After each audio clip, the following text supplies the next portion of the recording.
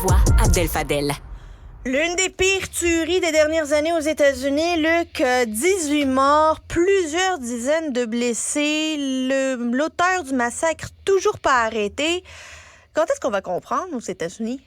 Ah, c'est un mystère pour moi. C'est un mystère pour moi. Si tu regardes l'année qui s'achève, là, 2023, il y a plus de 15 000 personnes qui sont mortes dans des violences par arme à feu, et ceci ne tient pas compte des suicides. 15 000, c'est absolument mais renversant. Là. Et on sait pas... J'arrive pas à comprendre. C'est une obsession, c'est un peu irrationnel, là.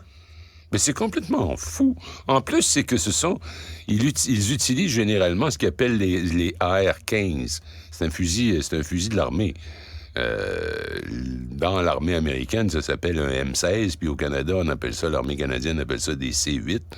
Ce sont des armes de guerre.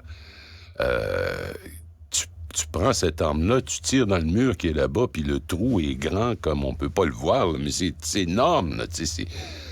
Et ces armes-là, tu peux acheter ça. Et dans le cas du Maine, il n'y a pas beaucoup de violence par arme à feu. C'est ça qui est un peu frappant, parce que c'est un des États où ils sont le plus permissifs. Tu peux littéralement... C'est bizarre pour un État du Nord. Tu t'achètes un petit jus d'orange, là, Tropicana, puis à côté, tu t'achètes une AR-15, puis tu pars avec ça. Tu vas faire ton épicerie au Walmart, puis une livre de bananes, un litre de lait, des mini-go, un AR-15, des munitions, en passant. Des pâtes d'ours. Notre collègue Valérie Baudouin, que tu dois savoir de qui je parle, elle racontait l'été dernier à la radio qu'elle avait été à Atlanta. Elle avait pris un taxi à l'aéroport et elle avait vu une enseigne annonçant des armes à feu. Puis elle avait fait un commentaire au chauffeur de taxi, comme de quoi, hey, c'est incroyable, des armes à feu. Et le gars, très sérieux, lui avait dit, j'espère que vous avez une arme, madame. Elle a dit, mais non. Ah non, il dit, vous devriez pas prendre de chance. Il m'a dit, mais quoi? Mais il dit, si vous êtes attaqué, vous allez faire quoi pour vous défendre? Et puis quand tu penses de même, là, quand un chauffeur de taxi a cette réflexion-là, là, assure-toi d'avoir une arme à feu, parce que tout à coup qu'on t'attaque, qu'est-ce que tu vas faire pour te défendre? Ben d'ailleurs, le réflexe de plusieurs des personnes qui habitent dans les régions limitrophes de là où il y a eu les tueries hier, ce qu'ils ont dit, c'est on s'est barricadé puis on a chargé nos armes. C'est incroyable, hein? Il faut savoir qu'il y a plus d'armes que d'individus aux États-Unis, que d'habitants. C'est un pays de 335 millions d'habitants, il y a à peu près 400 millions d'armes à feu. C'est fou complètement, et il y a quelque chose de suicidaire dans le comportement d'une société qui agit comme ça. Je comprends pas. Mais les Américains, la société américaine, il me semble que quand j'étais plus jeune, peut-être que c'était l'innocence de la jeunesse, était inspirante. Elle faisait rêver. C'est comme... Il y a les droits humains, la démocratie, l'innovation, tout ça. Là, on a l'impression que c'est dans l'abysse, la société américaine, entre les armes à feu, les tueries d'enfants, le système gouvernemental qui ne fonctionne plus du tout. Ils viennent de se donner un nouveau président de la Chambre des représentants qui est un parfait imbécile. Quelqu'un qui a défendu le fait que Trump n'a jamais perdu l'élection, qu'elle a été volée par Joe Biden. Il est maintenant président de la Chambre des représentants. Il n'a aucune expérience dans rien. C'est une espèce de... Anti-mariage gay, anti-avortement maximum. Oui. Et surtout qu'il trouve que Trump est vraiment un très grand président que le monde a connu. Il y a du jugement. Alors, c'est une société qui vit quelque chose de malade. Ils sont en train... En plus, quand tu penses à ça, leur dette accumulée atteint 40 000 milliards de dollars. Il y a un point où la balloune va sauter, tu comprends? Il y a des limites. Et là, nous autres, on va intervenir dans le cas d'Israël, puis on va intervenir en Ukraine.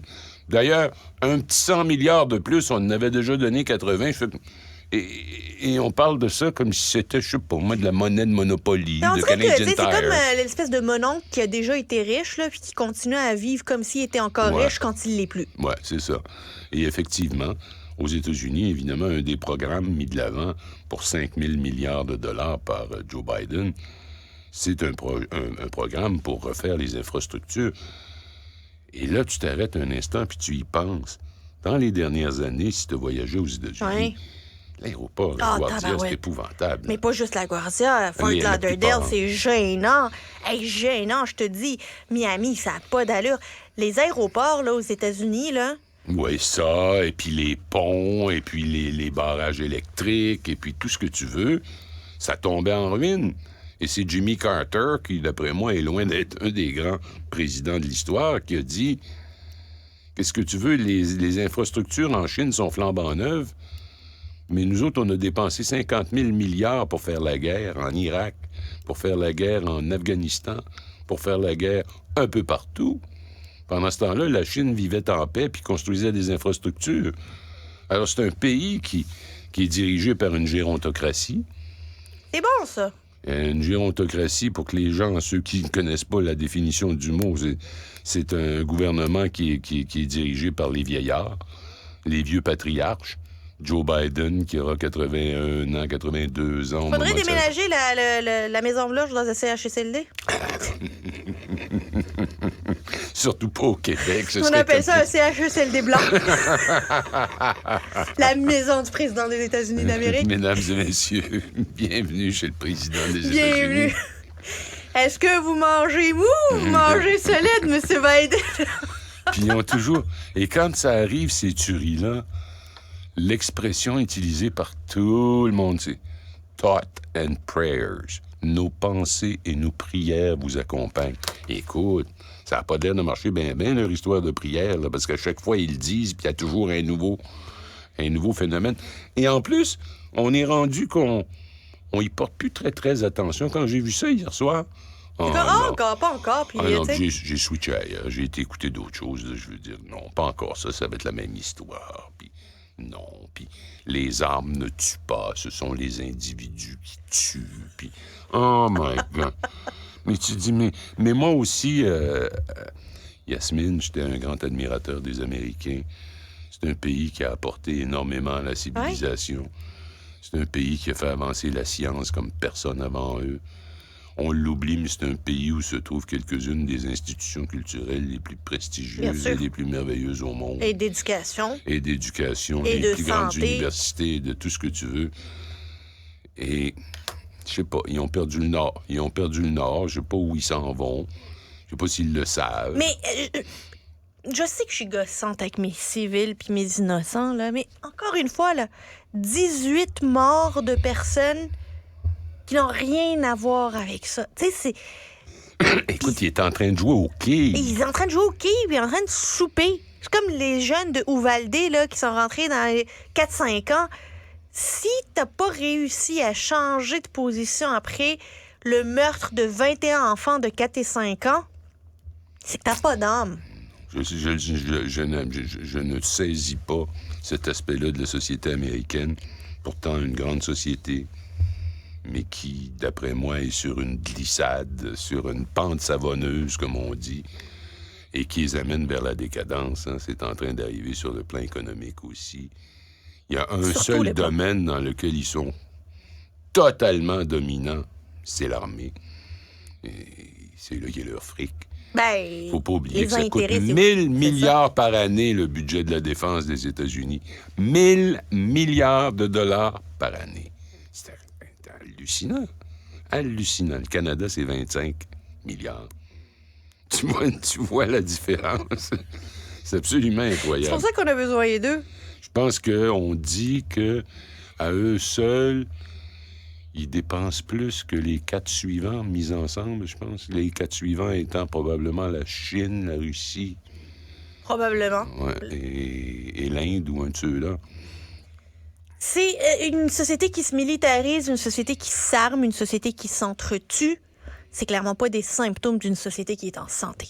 C'est une société qui va pas très bien. Ça m'attriste énormément. Et il y a personne qui porte l'espoir. Non, s'il y avait un leader, si on voyait quelqu'un, si on voyait un John F. Kennedy, l'effet qu'il a eu sur la population... Mais même Barack Obama, il a fait croire que... Il a fait croire, je n'ai pas dit qu'il l'a fait, mais il a fait croire qu'il y avait un peu d'espoir. Ouais, ben... il est mort, cet espoir-là. Voilà. Luc Lavoie, Salut. bye bye.